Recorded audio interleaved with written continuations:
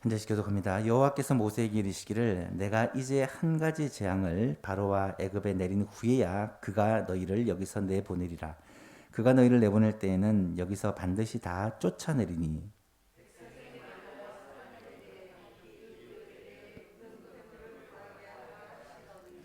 여호와께서 그 백성으로 애굽 사람의 은혜를 받게 하셨고 또 그 사람 모세는 애굽 땅에 있는 바로의 신하와 백성의 눈에 아주 위대하게 보였더라.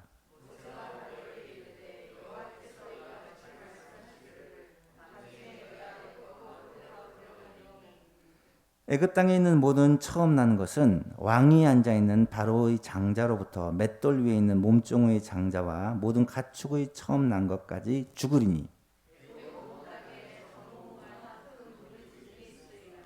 그러나 이스라엘 자손에게는 사람에게나 짐승에게나 개 한 마리도 그 혀를 움직이지 아니하리니 여호와께서 애굽 사람과 이스라엘 사이를 구별하는 줄을 너희가 알리라 하셨나이다.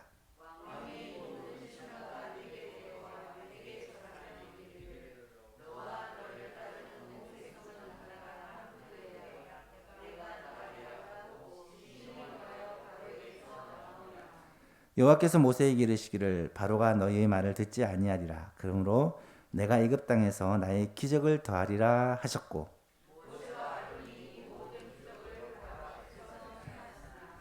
여호와께서 바로의 마음을 완악하게 하셨으므로 그가 이스라엘 자손을 그 나라에 보내지 아니하였더라. 아멘. 열 가지 재앙 중에 우리 지난주에는 9번째 재앙이죠. 흑암 재앙에 대해서 함께 살펴보았습니다. 흑암 재앙에서 우리가 주목하여 볼 것은 어둠과 빛을 대조하고 있다는 거예요. 애굽 사람들이 사는 곳에서는 캄캄한 어두움이 임했는데 이스라엘 백성들이 거하는 땅에는 빛이 있었다라고 성경은 기록합니다. 이것은 그들의 영적 상태를 상징적으로 보여주는 그러한 재앙입니다. 여러분 지금도 하나님 없는 사람에게는 캄캄한 어두움이 있습니다. 하나님을 알지 못하는 자에게는 어둠의 권세 아래, 죄의 권세 아래 있기 때문에 마음도 어둡고 생각도 어둡고 얼굴 표정도 어두울 수밖에 없죠. 하지만 빛 가운데 살아가는 성도는 빛 대신 예수님이 우리와 함께 거하심으로 말미암아 항상 빛 가운데로 걸어가고 빛 가운데서 살아갑니다. 예수님은 말씀하시기를 나는 세상의 빛이니 나를 따르는 자는 어두움에 다니지 아니하고 생명의 빛을 얻으리라 말씀을 하십니다. 예수님이 빛이시기 때문에 빛이신 예수님을 모시고 사는 성도는 빛 가운데 살아간다는 거예요. 또한 성경에서는 모든 좋은 것들이 빛들의 아버지께로부터 온다라고 말씀합니다. 야고보서 1장에 보면 온갖 좋은 은사와 온전한 선물이 다 위로부터 빛들의 아버지께로부터 내려오나니 그는 변함도 없으시고 회전하는 그림자도 없으시다 라고 말씀합니다. 빛 가운데 사는 삶과 어두움 가운데 사는 삶, 이 완전한 대조를 우리는 주목하여 보아야 된다라는 것입니다. 여러분은 빛 가운데 살고 계십니까? 혹시 어두움 가운데 살고 계신 분은 계시지 않습니까? 어두운 세상 가운데 빛으로 살아가는 존재가 성도다라고 주님은 말씀하셨잖아요. 그런데 이 재앙이 애굽 땅에 임하였는데 바로가 급하게 모세와 아론을 불러서는 이번에도 또 타협을 시도합니다. 앞에서도 여러 번 타협했던 거 기억나시죠? 처음에는 이 땅에서 애굽 땅에서 하나님께 예배를 드려라. 안 됩니다. 그러면 가게는 가지 너무 멀리까지 가지 말라. 그러다가 가기는 가는데 너희 남정네만 어른 성인만 가서 예배드리고 온다. 전부 다 데려가야 됩니다. 그러니까 마지막으로는 뭐라고 합니까? 짐승들은 놔두고 사람만 가서 예배를 드리라. 그렇게 협상을 계속해서 시도하는 것을 봅니다. 여러분 바로가 모세와 아론에게 계속해서 협상을 시도하는 이것은 사탄이 성도를 향해 계속해서 세상과 타협할 것을 시도한다는 것으로 제가 말씀을 드렸습니다. 여러분, 세상은요 지금도 끈질기게 성도로 하여금 세상과 하나님 사이에 한 발씩 적당하게 걸치고 살아갈 것을 자꾸 요구합니다. 오늘날에 가장 많이 공격받는 것이 바로 이 모임과 예배잖아요. 예배 드리는 것, 함께 모이는 것을 점점 힘들어합니다. 마음이 없어서라기보다는 환경과 상황이 자꾸 모이지 못하도록 만들고요.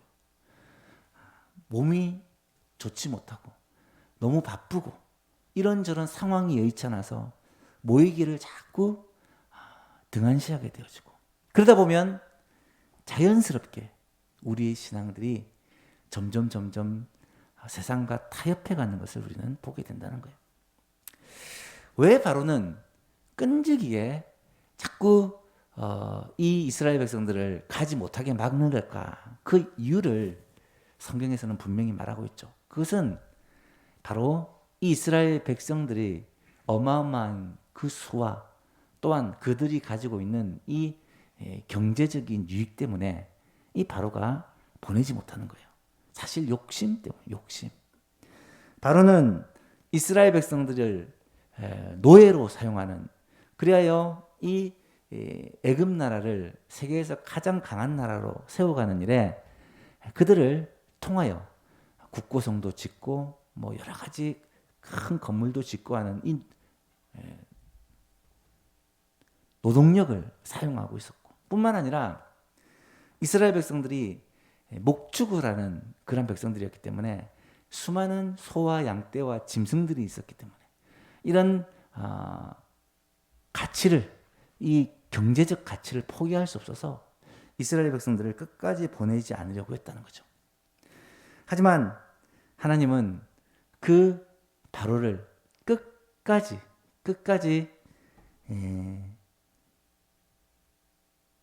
추궁해서 결국은 바로가 두 손 두 발 다 들고 항복하고 제발 좀 떠나달라고 무릎 꿇고 이스라엘 백성들에게 간청하기까지 하게 만드셨다는 거예요. 여러분, 오늘 이런 하나님의 하시는 일들을 바라보며 하나님께서 어떻게 마지막에는 두 손 두 발 다 들고 항복하게 하시는지, 이 10가지 재앙 중에 하이라이트인 10번째 재앙에 대해 오늘 함께 살펴보고자 합니다. 출애굽기는 크게 두 부분으로 나누어집니다. 출애굽기 전반부는 이스라엘 백성들이 애굽을 어떻게 탈출했는지, 출애굽했는지를 기록하고, 출애굽기 13장 이후로는 이제 광야에서 이스라엘 백성들이 어떻게 행진을 하는지, 시내산까지 출애굽기가 나오거든요. 이 시내산까지 여정과 시내산에서 있었던 일들에 대하여 기록을 하고 있습니다.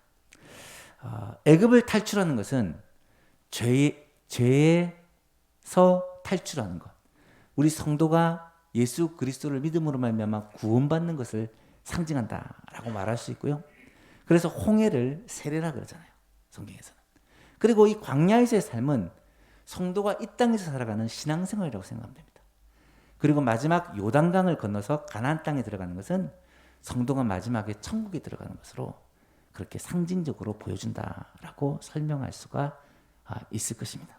그래서 오늘은 이 마지막 10번째 재앙을 통해서 하나님께서 어떻게 이스라엘 백성들을 애굽에서 탈출해내는지, 이 죄악의 도시 가운데서 어떻게 구원해내는지를 살펴보았으면 좋겠고요. 이 10번째 재앙 가운데 마지막 하이라이트, 10가지 재앙 가운데 하이라이트, 이 장자 죽음의 재앙에 대하여 오늘 함께 말씀을 나누고자 합니다. 장자 죽음의 재앙이라는 것은 애굽 땅에서 태어난 것은 사람의 처음 아들이든 아니면 짐승의 첫 새끼든 처음 난 것들은 다 죽게 되는 재앙입니다. 오늘 본문 4절에서 6절 말씀을 보니까 모세가 바로에게 이르되 여호와께서 이와 같이 말씀하시기를 밤중에 내가 애굽 가운데로 들어가리니, 하나님이 직접 오신다는 거예요. 애굽 땅에 있는 모든 처음 난 것은 왕 위에 있는 바로의 장자로부터 맷돌 위에 있는 몸종의 장자, 모든 백성들의 장자란 말입니다. 모든 가축의 처음 난 것까지, 심지어 짐승의 첫 새끼까지 다 죽임을 당할 거다. 그래서 애굽 온 땅에 전무후무한 큰 부르짖음이 있게 될 것이다 라고 말씀합니다. 여러분, 이 무서운 하나님의 심판, 여러분, 장자가 죽는다는 것은 당시 아이를 얼마나 낳겠습니까? 만약에 아들을 뭐 4명 정도 평균 낳는다면 인구의 4분의 1이 전멸을 당하는 거예요. 짐승들도 뭐 새끼를 뭐 몇 마리 낳는지 모르겠지만 처음 난 것은 다 죽임을 당한다는 거예요. 어마어마한 부르짖음이, 곡소리가 이 애굽 땅에서 나타날 수밖에 없다라는 말입니다. 왜 애굽이 하나님의 이 무서운 심판을 받게 되었습니까? 애굽은 하나님의 백성인 이스라엘을 오랜 기간 동안 학대하였기 때문에, 하나님의 백성 이스라엘을 학대한 죄로 말미암아 하나님께서 애굽에 진노하고 그들에게 심판을 내리신 것이다 라는 것이, 여러분, 이것은 지금으로부터 3,500년 전에 그 애굽 땅에서만 일어난 일이겠습니까? 오늘 우리 가운데서도 일어나는 일입니다. 어디서 아시느냐? 요한계시록을 읽어보면 이것은 너무나도 명확합니다. 여러분, 성경에 나오는 모든 예언들은 이미 다 성취가 되었지만 아직 성취되지 않는 성경이 있습니다. 요한계시록입니다. 요한계시록은 장차 말세 때 일어날 일, 말세는 물론 예수님의 초림과 재림 사이를 말해요. 그 줄 중에 일부분은 지금 성취되었고 또 성취되고 있고 장차 성취될 것입니다. 요한계시록의 주제가 뭡니까? 요한계시록의 주제가 하나님의 백성들을, 하나님의 교회를 핍박하는 세상 나라와 세상 사람들은 심판을 받게 될 것이고, 하나님의 교회는 영광스러운 구원을 있게 될 것이다. 이것이 요한계시록의 주제입니다. 요한계시록이 그 얘기를 하고 있어요. 우리에게 지금 출애굽의 사건이 그대로 일어나고 있는 거예요. 하나님의 백성을 박해하고 하나님의 백성을 학대한 세상 나라와 세상 권력과 세상의 많은 사람들에 대해서 하나님께서 심판하시고, 하나님의 백성은, 예수 그리스도를 믿고 의지하는 하나님의 백성들은 이 마지막 환난의 때에 하나님께서 부르셔서 영원한 하나님의 나라에 들어가 영원한 영광을 누리게 되는, 이것을 말씀하시는 것이다 라는 사실입니다. 그렇다면 오늘 이 출애굽 사건은 사실 우리의 구원을 상징적으로 보여주는 사건이고요. 이것과 더불어 오늘 우리들에게 주신 메시지가 무엇일까 함께 생각해 보고자 합니다. 2가지를 생각해 볼 건데, 첫 번째로는 구원받은 성도들은 이 땅에서도 놀라운 하나님의 은혜가 주어진다는 거예요. 구원받은 성도들에게는 이 땅 가운데서도 하나님의 은혜를 누리고 산다는 것입니다. 1절에서 3절 말씀을 한번 보십시오. 여호와께서 모세에게 이르시기를, 내가 이제 한 가지 재앙을 바로와 애굽에 내린 후에야 그가 너희를 여기서 내보낼 것이다. 그가 너희를 내보낼 때에는 반드시 여기서 다 쫓아낸다. 한 사람도 빠짐없이 다 좀 나가라고 신신당부를 하면서 쫓아내게 될 것이다. 그때 백성에게 말하여 사람들에게 각기 이웃들에게 은근 패물을 구하게 하라. 이웃들이라는 것은 애굽 사람들을 말해요. 이스라엘 백성들이 거하는 땅에는 이 애굽 사람들이 함께 섞여 살지는 않습니다만은 이웃 근처에 사는 또 다른 애굽에 사는 사람들에게 가서 은근 패물들을 구하게 하라는 거예요. 여호와께서 그 백성으로 애굽 사람의 은혜를 받게 하셨고, 또 그 사람 모세는 애굽 땅에 있는 바로의 신하와 백성의 눈에 아주 위대하게 보였기 때문에 그들이 요구한 대로 은근 패물과 옷들과 필요한 것들을 다 공급해 주었다는 거예요. 그것을 받아가지고 그들이 당당하게 출애굽을 합니다. 여러분, 이스라엘 백성들이 430년 동안 애굽 땅에서 살았는데 처음에는 대우를 잘 받고 살았습니다. 요셉의 가족으로. 그러다가 이 요셉을 알지 못하는 왕이 이 왕조가 바뀌면서 그때부터 이스라엘 백성들에 대한 학대가 시작되죠. 마지막에는 그 학대가 너무 강하여서 남자아이들은 다 나일강에 던져 죽이도록 명하고 어떻게든 이 백성을 짓누르는 학대가 이루어졌고 그로 말미암아 하나님의 귀에 부르짖는 소리가 들리고 하나님의 구원 역사가 시작되었다라는 것을 우리는 앞에서 살펴보았습니다. 그런데 이스라엘 백성들이 그렇게 많은 학대를 받고 고생을 한 후에 애굽을 떠나는데 빈손으로 몸만 빠져나간다. 이거 얼마나 억울할까요? 아무것도 없이 광야로 쫓겨나면 광야에서 이들이 살 수가 있습니까? 하지만 하나님은 그렇게 하지 않으셨다는 거예요. 하나님께서는 그들에게 필요한 것들을 다 공급하여 주시고 그들이 필요한 모든 은금패물, 광야에서 은금패물이 왜 필요하겠습니까? 나중에 보시면 알겠지만 성막을 짓는 데 필요한 거예요. 자신을 꾸미는 데 필요한 게 아니라 하나님의 전을 짓는 데 필요한 거예요. 은금패물들과 그리고 옷들을 그렇게 받게 했다라는 거예요. 이거는 사실 하나님께서 모세를 처음 부르셨을 때부터 약속하신 내용입니다. 출애굽기 3장을 보시면 하나님이 모세를 콜링하는 장면이 나타나는데 그때 하나님이 이런 말씀을 하세요. 내가 아노니 강한 손으로 치기 전에는 애굽 왕이 너희가 가도록 허락하지 아니하다가 내가 내 손을 들어 애굽 중에 여러 가지 이적으로 그 나라를 친 후에야 그가 너희를 보낼 것이다. 내가 애굽 사람들로 이 백성에게 은혜를 입히게 할지라 너희가 나갈 때 빈손으로 가지 아니하리니 여인들은 모두 그 이웃 사람과 및 자기 집에 거류하는 여인들에게 은폐물과 금폐물과 의복을 구하여 너희 자녀를 꾸미라. 너희는 애굽 사람들의 물품을 취하리라. 그렇게 약속하셨습니다. 그 약속하신 그대로 그들은 실제로 다 주위에 있는 애굽 사람들로부터 많은 것들을 받아서 그렇게 떠나게 됩니다. 출애굽기 12장 우리 다음에 살펴볼 내용인데요. 이 출애굽기 12장은 출애굽기의 가장 중요한 장이에요. 유월절 사건을 설명하는 장입니다. 이 출애굽기 12장에 보면 결국 이스라엘 백성들이 그 승리의 출발을 하게 되는데 근데 급하게 떠납니다. 급하게 출발을 하는데 이스라엘 자손이 모세의 말대로 하여 애굽 사람에게서 은금패물과 의복을 구하매 여호와께서 애굽 사람들에게 이스라엘 백성에게 은혜를 입게 하사 그들이 구하는 대로 주게 하심으로 그들이 애굽 사람들의 물품을 취하였더라라고 기록을 합니다. 여러분 이스라엘 백성들은 출애굽할 때 몸만 나온 게 아니라요.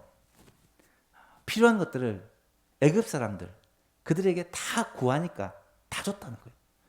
은금 패물도 주고 옷도 주고 물론 먹을 것은 뭐 한계가 있겠죠, 그죠? 먹을 것은 나중에 하나님이 공급해 주시는데 그래서 필요한 것을 다 받아가지고 그렇게 출발을 했다라는 것입니다. 여러분 이것은 무엇을 우리에게 말씀해 주실까요? 하나님은 오늘날도 성도들에게 필요한 것들을 하나님의 방법으로 공급해 주십니다. 하나님께서는 하나님의 백성들에게 하나님께서 필요한 것들을 공급하여 주시는데 특별히 세상 사람들의 손을 통해서 그들의 도움을 통해서 형통함을 베풀어 주신다라는 것을 성경이 말씀하고 있어요. 오늘날 성도가 세상 가운데 살아갑니다. 그리고 세상으로부터 성도는 많은 유익을 얻게 됩니다. 이것을 어떻게 봐야 되느냐? 하나님께서 우리에게 복을 주실 때 하나님께서 사용하시는 다양한 복의 통로 가운데 하나가 바로 이 세상에 살고 있는 사람들이라는 거예요. 성경에 보시면 그런 예들이 너무 많이 나타납니다. 요셉 아시죠? 요셉이 형들의 미움을 받고 미디안 상인들에게 팔려서 그렇게 종으로 팔립니다. 그가 애굽의 보디발의 집에 종으로 팔려서 들어가죠. 분명히 종 중에 한 명으로 청년 요셉 17살밖에 안 된 어린 요셉이 들어갔는데 그 보디발의 집에서 어떤 일이 벌어집니까? 요셉이 그 집에 있는 동안 창세기 39장에 보니까 이렇게 기록을 해요. 여호와께서 요셉과 함께 하심으로 그가 형통한 자가 되어 그의 주인 애굽 사람의 집에 있으니 그의 주인이 여호와께서 그와 함께 하심을 보며 또 여호와께서 그의 범사에 형통하게 하심을 보았더라. 요셉이 그 주인에게 은혜를 입어서 섬김에 그가 요셉을 가정의 총으로 삼고 자기 소유를 다 요셉의 손에 의탁하니 그가 요셉에게 자기 집과 자기 모든 소유를 주관하게 한 그때부터 여호와께서 요셉을 위하여 그 애굽 사람의 집에 복을 내리심으로 여호와의 복이 그 집과 밭에 있는 모든 소유에 미친지라. 요셉이 보디발의 집에 들어가 일을 하니까 하나님이 그와 함께 하시고 형통을 복을 주시는데, 하나님께서 이 보디발에게 요셉이 인정을 받고, 가정의 총무라는 것은 청직이라고 말씀드렸어요. 주인을 대신해서 모든 집안의 일을 관리하는 그 준주인의 자리예요. 그 자리에서 살림을 관리하니까 하나님이 그때부터 요셉뿐만 아니라 이 보디발의 집에다가 복을 붓기 시작하는데 놀라운 역사가 나타나는 거예요.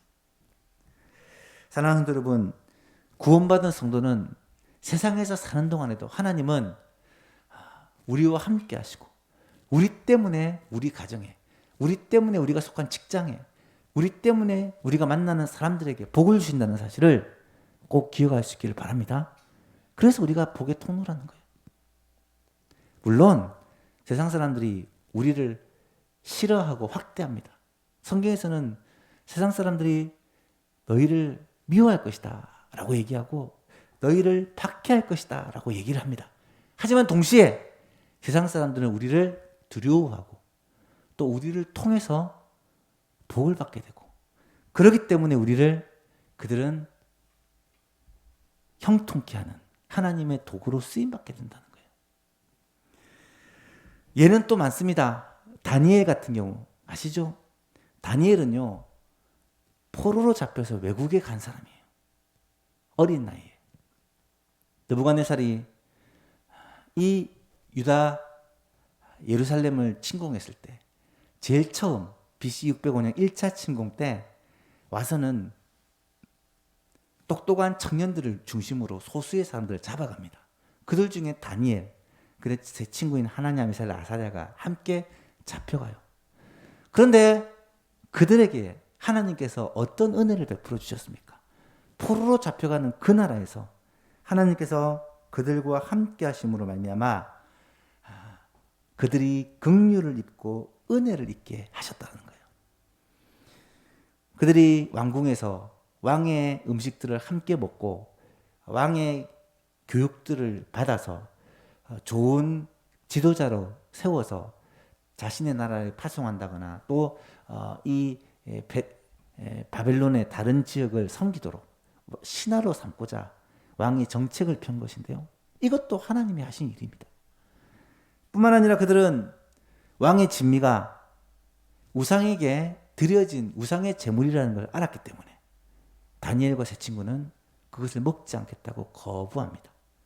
그런데 여러분, 포로로 잡혀가 있는 그 소년들이 왕의 명령을 거부했는데 죽임을 당한 게 아니라 오히려 하나님이 그들과 함께 하시고 복을 주시는데 어떤 현상이 나타나게 됩니까? 하나님께서 이 네 소년에게 학문을 주시고 모든 서적을, 책을 깨달아 알게 하시고 지혜를 주셨고, 다니엘에게는 특별히 모든 환상과 꿈을 깨달아 아는 그러한 은혜를 베푸셨다는 거예요. 3년 동안 그들을 훈련시킨 후에 느부갓네살 앞에 다 섰는데 왕이 그들을 한 명 한 명 묻는 가운데 다니엘과 하나냐, 미사엘, 아사랴 같은 사람이 없고, 그들이 대답하고 묻는 가운데 보니까 그 온 나라의 박수와 술객, 이 말은 온 나라의 그 학자들과 교수들을 말해요. 그 나라의 학자들과 교수들보다 10배나 더 나은 줄을 깨달았다. 그래서 그들을 나라의 중요한 신하로 중요한 지도자로 삼았다라고 성경은 기록하고 있습니다. 여러분, 하나님은 어떤 상황에 있든지 어떤 환경에 있든지 우리가 세상 속에서 세상 가운데 살아갈 때 하나님의 백성에게 은혜를 베푸시고 형통의 길을 열어주시는 분이시다라는 것을 성경은 여러 군데에서 증명을 합니다. 한 명만 더 예를 든다면 요즘 우리가 금요일에 함께 살펴보고 있는 느헤미야. 느헤미야가 태어나기를 페르시아에서 태어났어요. 태어나 보니까 자기가 식민지로 잡혀온 식민지 백성 중에 있었고, 그것도 벌써 식민지로 잡혀온 지 오랜 세월이 지나서 1대, 2대, 3대째 그렇게 살고 있는 사람들입니다. 그런데 하나님이 이 느헤미야에게 은혜를 베푸셔서 하나님의 왕의 총애를 받게 하시고 느헤미야가 왕의 곁에서 술을 따르는 술 맡은 관원의 자리까지 오르게 되었다는 것을 우리는 잘 알고 있습니다. 여러분, 포로로 잡혀가 있는 식민지 백성이 이렇게 최고의 자리까지 오르는 것도 쉽지 않죠. 더 놀라운 것은 그 느헤미야가 어느 날 예루살렘 소식, 고국의 소식을 들었는데 이 고국이 굉장히 큰 어려움에 있다는 소식을 듣고 하나님 앞에 기도하는 가운데 하나님께서 마음을 주셔서 내가 고국에 가서 이 민족의 부흥과 회복을 위해 헌신해야 되겠다라는 마음을 갖게 되고, 그것을 왕에게 허락받아야 되는데 쉬운 일이 아니잖아요. 기도하고 왕 앞에 섰을 때 왕으로부터 허락을 받았을 뿐만 아니라 가서 필요한 모든 물품들까지도 약속받고 가는 모든 통행 허가서를 다 받고 또 주위의 총독들에게 도와줄 것을, 서포트해 줄 것을 다 왕의 그 서신으로 약속을 받아서 그렇게 예루살렘 총독으로 파송이 되는 것을 우리가 보게 됩니다. 여러분, 정말 성경에 보면 하나님의 백성이 어쩌면 어두운 세상, 이 세상 가운데 살면서 하나님께서 함께 하시고 형통케 하심으로 말미암아 그들의 삶 가운데 하나님의 은혜와 복이 임하는 것을 너무나도 많이 보게 된다는 거예요. 오늘 우리도 마찬가지입니다. 성도들가 이 땅에 살아가면서 성도가 이 땅에서 죄와 싸우며 세상과 싸우며 살아가지만 이 가운데 하나님께서 우리에게 은혜를 베풀어 주시는데 때로는 이 세상 사람들을 통하여 또 하나님께서 우리에게 필요한 것들을 공급하여 주시고 하나님의 백성이 이 땅 가운데 살아갈 때 하나님께서 우리와 함께 하심으로 말미암아 형통의 복을 주시며 은혜를 베풀어 주신다는 것을 우리가 꼭 기억할 필요가 있습니다. 믿음의 성 아브라함이 그런 삶을 살았고 구약 성경에 나오는 모든 믿음의 사람들이 그런 삶을 살았고 신약 성경에 나오는 믿음의 사람들이 그런 삶을 살았다는 것을 우리는 성경을 통해 깨닫고 우리도 이 땅 가운데 어떻게 살아야 될지에 대해서 한 번 더 고민하고 생각하게 된다는 거예요. 에베소 3장 20절에는 우리 가운데서 역사하시는 능력대로 우리가 구하거나 생각하는 모든 것에 더 넘치도록 하실 하나님께 영광과 존귀를 올려드리는 장면이 나타나요. 여러분, 하나님은 쪼잔하신 하나님이 아니라 풍성하신 분이시고 우리를 통하여 영광 받기를 원하시는 분이시고 교회를 통하여 하나님의 일을 하시기를 원하시는 분이기 때문에 우리가 하나님을 사랑하고 그의 능력을 의지하며 살 때 하나님께서 하나님의 자녀들에게 하나님의 백성들에게 지금도 은혜를 베풀어 주신다라는 사실을 꼭 기억할 수 있기를 바랍니다. 바울 사도가 고백하죠. 나는 비천에 처할 줄도 알고 풍부에 처할 줄도 알아. 모든 일에 배부름과 배고픔과 풍부와 궁핍에도 처할 줄 아는 일체의 비결을 배웠다. 그리고 나서 뭐라고 고백합니까? 내게 능력 주시는 자 안에서 내가 모든 것을 할 수 있느니라. 여러분, 이 고백이 저와 여러분의 고백이 될 수 있기를 간절히 바랍니다. 두 번째로 구원받는 자에게는 이 땅에서의 복만 있는 게 아니라는 거예요. 구원받는 자에게 주어질 최고의 복은 바로 영생의 복, 천국의 복입니다. 마지막 10번째 재앙인 이 장자 죽음의 재앙은 장자가 다 죽는 재앙이에요. 말씀드렸지만 바로의 장자부터 시작해서 신하들의 장자는 물론이요, 모든 백성의 가난한 사람, 뭐 힘없는 사람도 다 장자가 죽임을 당하고, 심지어 짐승의 장자까지도, 짐승의 첫 새끼까지도 다 죽임을 당하는 그러한 일들이 일어났습니다. 그런데 여기서 놀라운 구별이 일어나요.